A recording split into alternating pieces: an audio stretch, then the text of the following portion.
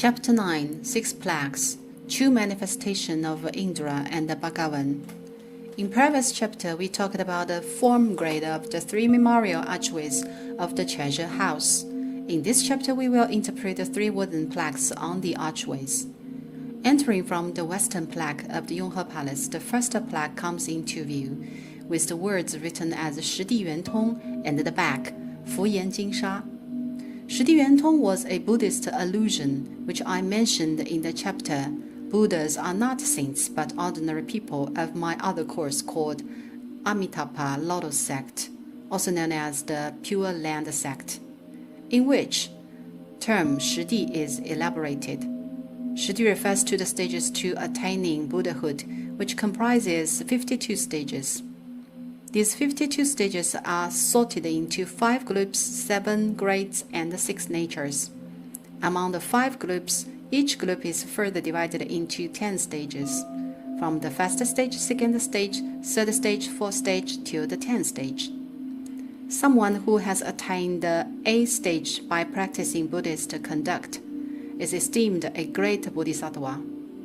十地圆通 actually refers to each of the 10 stages of the 5 groups through which you conduct yourself step by step to attaining the 10th stage.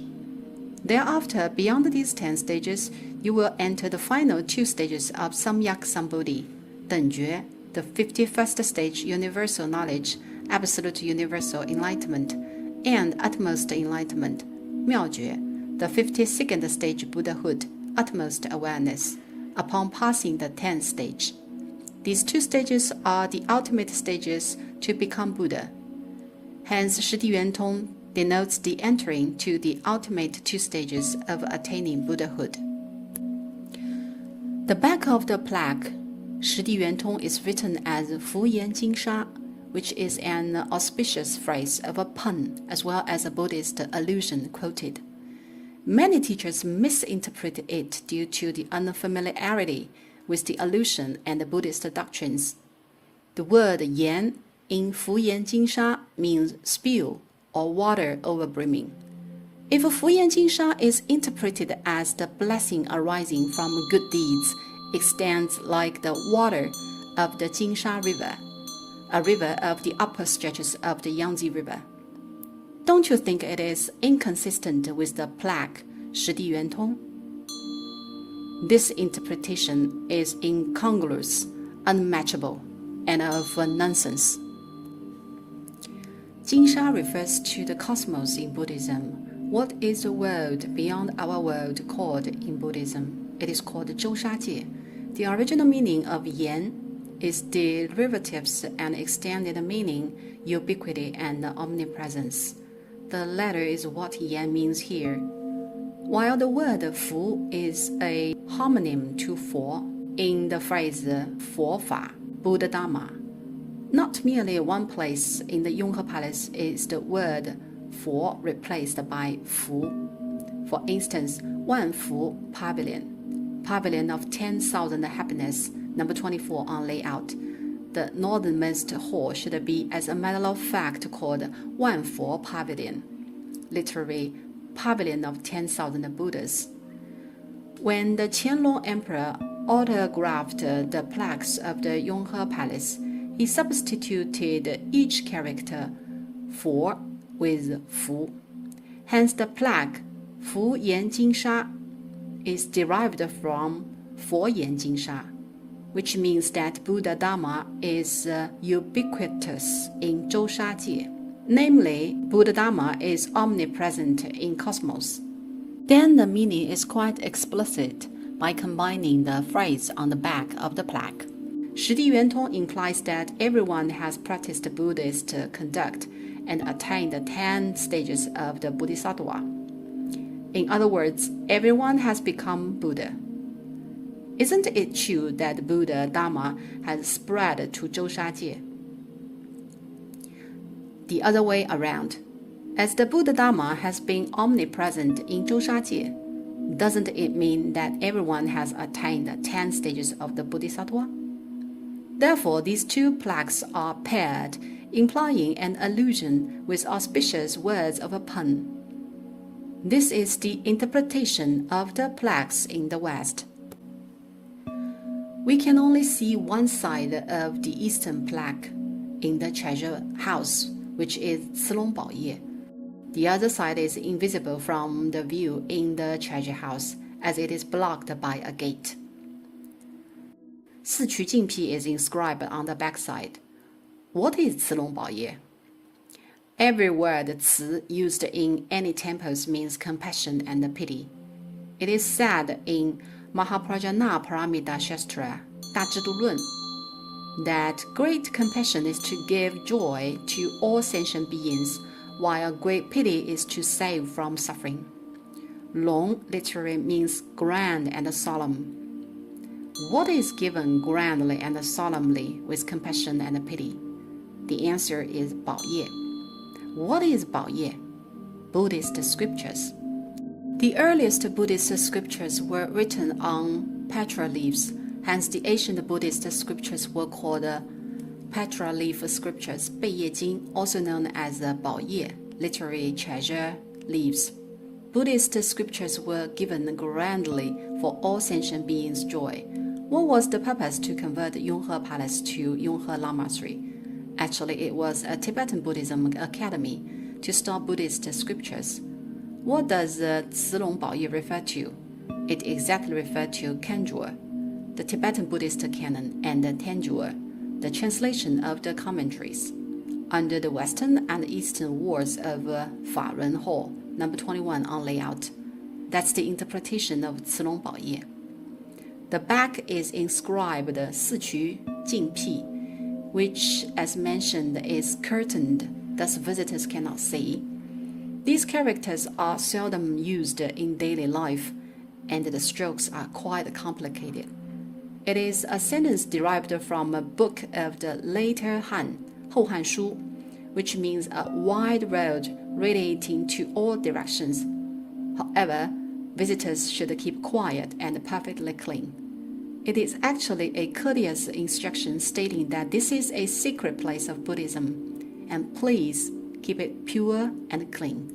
That's the interpretation of 四渠净辟. Upon knowing the implication of the western and the eastern plaques, we may deduct that the eastern archway inscribed with 四渠净辟 and 慈龙宝业 should be the entrance for anyone who wants to get into the treasure house in the past.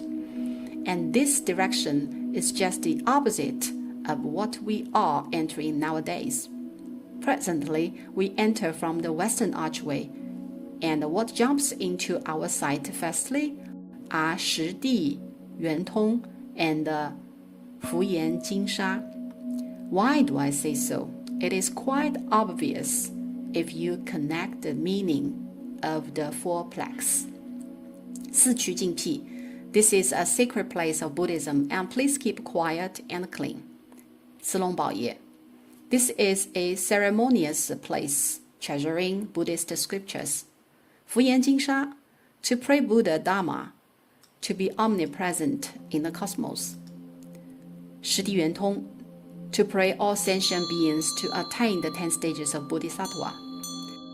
So the meanings are ordinal and logical to visitors entering from the eastern archway to the western archway. It does not make any sense reversely. You cannot interpret it logically. Walking into the treasure house from the eastern gate thus and merely vitalizes the meaning of the plaques in a proper way. On the panorama view of the capital of the Qianlong dynasty, protracted in the 15th year of the Qianlong Emperor, where was the office of the administrative staff located in the Yonghe Palace? It was in the East Academy on the eastern side of the Yonghe Palace, which is now the location outside the eastern archway. In other words, all these office staff live in the east side of the current Yonghe Lamasery, which is just next to the outside of the eastern archway. It was irrational to walk in a big circle to enter as the way we do today, which is from the western archway. That we walk from the western archway nowadays is because Yonghe Gong Street is accessible now, but this street did not exist at that time. This also verifies our deduction on the interpretation of the plaques. The eastern archway was the entrance to the gate yard of the Yonghe Palace. That's all for the western and the eastern memorial archways. Between these two is the main archway in the due north, which is of the highest grade with the louvre form of a hip louvre and an architectural form of 3 bays, 4 pillars, and 9 louvres. It actually ranks the top of Chinese temple archways and merely second to the Hall of Supreme Harmony, Taihe Dian of the Forbidden City. There are 2 phrases on the plaques as well. The front side is written 环海尊亲, while the back 群生人寿. Seemed inconspicuous though, the phrases are actually derived from the inscription of the imperial stela of the Yonghe Palace and then divided into 2 plaques. 环海 in 环海尊亲 refers to the imperial land, domestic China. 亲 means to be close to. Whom do you suppose to be close to? Of course, you will think of closing to the Buddha by visiting a temple, right? But who is the Buddha in the Yonghe Palace? All the lands of domestic China belong to the emperor. Shouldn't you be close to the emperor? Well, here is a contradiction. Being in the Yonghe Palace, whom are you close to, the Buddha or the emperor? The answer has been given in the Yonghe Palace Imperial Stele.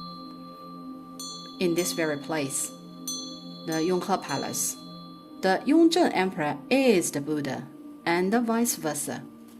One paragraph is narrated by the Qianlong Emperor on the Imperial Stele. 我皇考相究宗称，涅盘三昧成无上正等正觉，地势能人现真实相，群生托命于是焉在。What does it mean? 我皇考 means my father, my dad, my deceased father. 皇考 is an honorific title for the father passed away. 相究宗称 相究宗称 means the knowledge and wisdom cover each vehicle of all the 3 vehicles. 涅盘三昧 means has attained the truth of samadhi, the mastery of abstract contemplation and tranquility, and nirvana, absolutely complete moral purity by personal experience. 成无上正等正觉 means has become Buddha in Buddhism. In 地势能人现真实相, 地势 means Indra, sovereign chakra of Kamadhatu. 能人 refers to Bhagawan, a title of Shakyamuni, the Buddha. 地势能人现真实相 thus means that my father is the true manifestation in this world of Indra, Bhagawan. 群生托命于是焉在 means all the people and the sentient beings trust him with life, and that's why he presents himself here. So everyone on the imperial land is coming to be close to him, to revere him. In short, the phrase is to express the attitude of all the sentient beings, which is that we will revere you and will be close to you as you are the true manifestation of the Buddha. Well, that's the explanation of 环海尊亲. We may see 群生人寿 on the backside after passing through the archway. This is an auspicious conversation of interchangeable question and answer. 群生人寿 is a blessing from the Buddha. 群生 refers to all the sentient beings. We are all sentient beings to the Buddha. So the blessing is quite modest. Why? As the selecting of the words 人寿 took an exquisite and delicate thought. 人 is a word of a super high grade, and actually the word 人 would not be applied to describe ordinary people.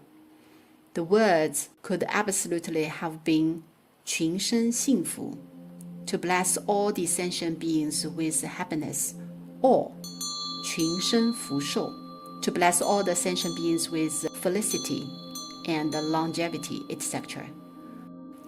However, due to the halo of the Yonghe Temple, plus the derivation of 人寿, phrase as following, which is from the Analects of the Confucius Yonghe, 论语 Yonghe. Beings bearing wisdom are of joy. Beings sowing benevolence are of longevity. The word selecting of 群生人寿 is better deserved than 群生幸福. That's all the introduction for the plaques on the 3 archways of the treasure house. We can now see the imperial carriage pathway. It stands straightly in front of us after passing the northern memorial archway.